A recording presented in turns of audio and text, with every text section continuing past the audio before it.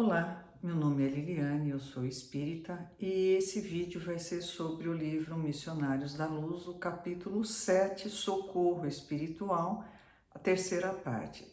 Nesse livro, André Luiz, o famoso autor do livro Nosso Lar, ele vai nos contar sobre o período que ele passou com Alexandre, trabalhando junto a um grupo de desenvolvimento mediúnico num centro espírita, e eles estavam acompanhando esses médiuns, vendo as dificuldades pelas quais eles passavam, processos de obsessão, vampirismo, enquanto André Luiz estava se deslocando de uma missão para outra. Ele se depara com uma senhora que pede socorro para o filho dela, que tem 70 anos, está prestes a desencarnar, porque ele, através de excesso de preocupação, ele deteriorou muito o corpo físico dele. Alexandre, que é o orientador espiritual, consegue mobilizar pessoas desencarnadas, é claro, para ajudarem esse filho dela, o Antônio, e um encarnado também. No período de sono, ele é trazido para doar fluidos para essa pessoa. Por quê? Porque a intenção é evitar que ele desencarne nos próximos 5 meses.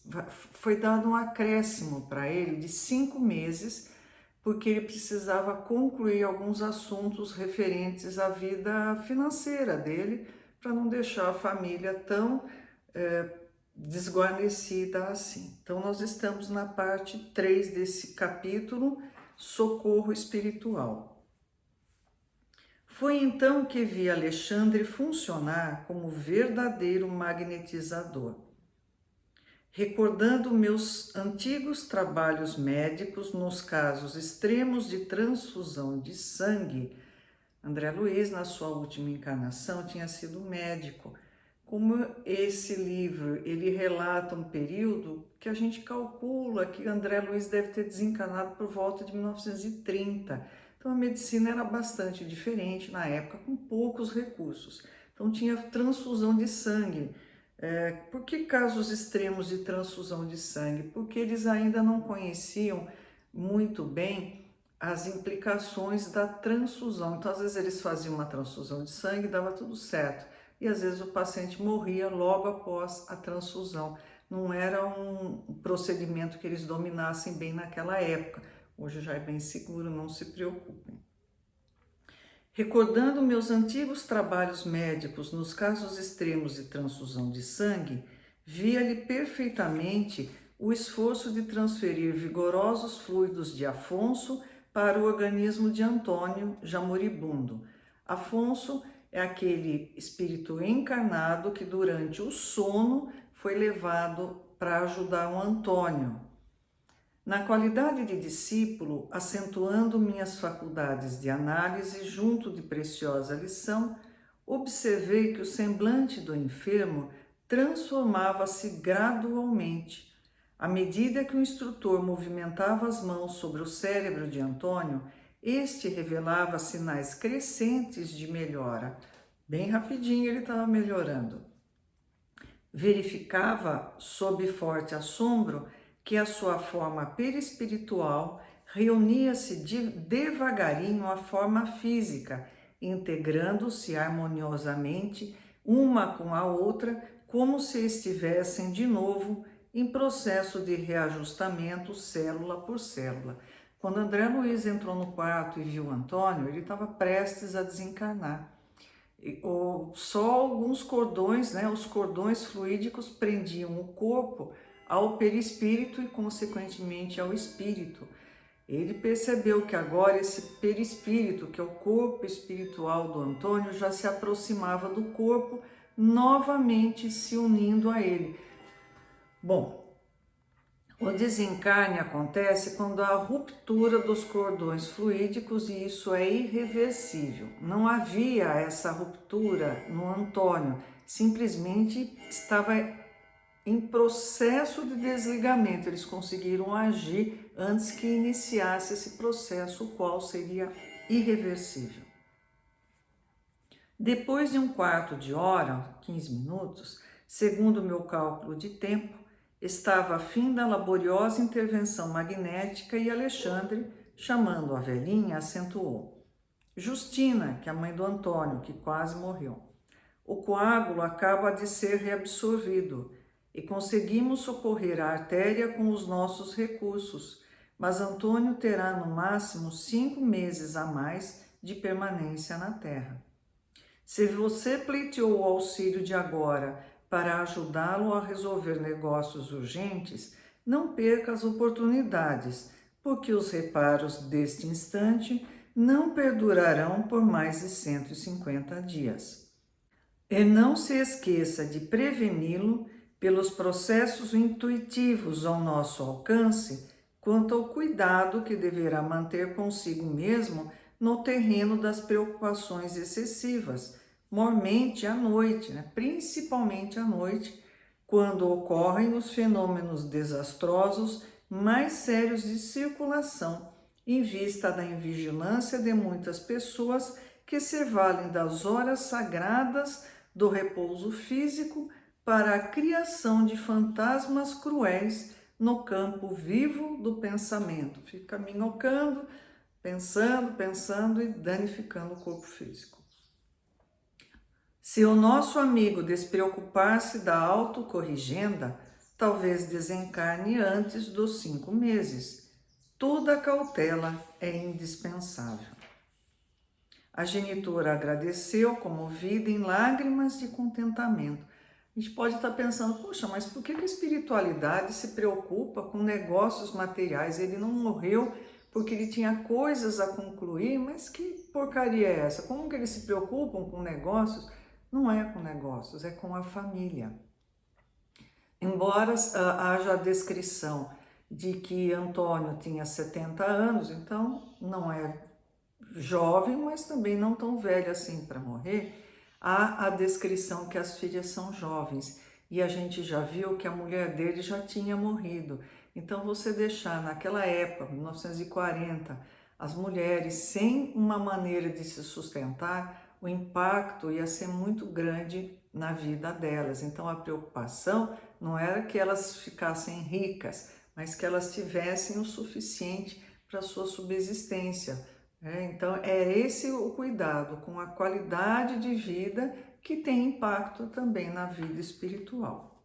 A genitora agradeceu comovida em lágrimas de contentamento. Alexandre recomendou ao socorrista encarnado que retirasse as mãos de sobre a fronte do enfermo e via então o inesperado. Agora é até cômico. O doente grave, reintegrado nas funções orgânicas, com a harmonia possível, abriu os olhos físicos como se estivesse profundamente embriagado e começou a gritar estentoricamente, ele berrava a plenos pulmões: socorro, socorro, acudam-me por amor de Deus, eu morro, eu morro. Na verdade, ele quase morreu, só não morreu por causa do auxílio dos espíritos que seguraram o tchan dele por mais 5 meses.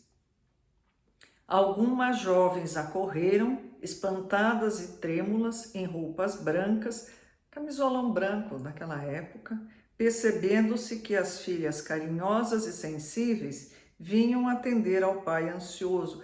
Por isso que eu falei que essa família devia ser ele de idade e as filhas jovens, porque elas se fossem mais adultas, elas já estariam casadas nos seus próprios lares. Papai, papai, exclamavam lacrimosas. Que foi isso? Estou morrendo, clamava o enfermo em voz pungente. Chame um médico depressa, fazendo aquele escândalo, né? Mas que sente, papai? Perguntou uma delas em pranto convulsivo. Sinto-me morrer, tenho a cabeça tonta, incapaz de raciocinar. Para quem não conseguia pensar, ele até que estava falando bastante, né? Grande era a azáfama, o trabalho dos encarnados que passavam por nós em bulha indescritível, um barulho danado, atropelando-se uns aos outros sem o mais leve traço de consciência a respeito da nossa presença ali. Eles passavam por cima dos espíritos, não estavam vendo. Alexandre solicitou ao irmão Francisco fornecesse instruções a Afonso para que este regressasse ao lar e, depois da providência, dispôs-se a retirar e disse-me sorrindo diante da estranheza que a atitude alarmante das moças me causava. Então Alexandre falou para o irmão Francisco, que era chefe de equipe socorrista, falou: olha, o Afonso, que é um encarnado, né, que estava doando fluidos para esse quase falecido, manda ele para casa. Por quê? Porque provavelmente já estava próximo ao horário que o corpo físico dele iria despertar. É bom ele estar junto, né? Então ele falou: manda o Afonso para casa, né? Ele viu que o André Luiz estava assim, falando: nossa, o que é esse escândalo todo? O Alexandre falou: geralmente, quando os nossos amigos encarnados gritam, chorosos por socorro, nosso serviço de assistência já se encontra completo. Partamos. Então, assim, quando ele já está gritando, esperneando, reclamando, chorando, já está bom, né? Então, pode seguir a coisa. O doente semilúcido prosseguia inquieto, enquanto o telefone tilintava. Na época era telefone, fazia aquele brim, brim, cooperando para a imediata visita do médico. A velhinha, que é a mãe desse Antônio, que quase morreu, despediu-se de nós comovedoramente, permanecendo junto do enfermo, velando, devotada e humilde. Então, a Justina, que é a mãe do Antônio, ela não queria que o filho não morresse. Ela sabe que ninguém ia ficar para a semente, mas ela queria que ele morresse numa situação melhor, menos aflitiva. E foi dado para ele um período para que ele conseguisse colocar a casa em ordem. Muitas pessoas têm isso e acabam não colocando, né? Não entendem que houve a oportunidade deles colocarem tudo em ordem. Nós temos que viver com as nossas escolhas. Próximos vídeos a gente vai continuar, né, esse capítulo desse socorro que foi dado a esse irmão que quase desencarna. Também ele quase desencarnou antes do tempo por invigilância, imprudência, excesso de preocupação. Ele danificou muito o corpo físico dele, fazendo com que talvez ele chegasse ao plano espiritual antes do planejado. Que Jesus nos abençoe, nos ilumine e nos proteja. Até a próxima, se Deus assim o permitir.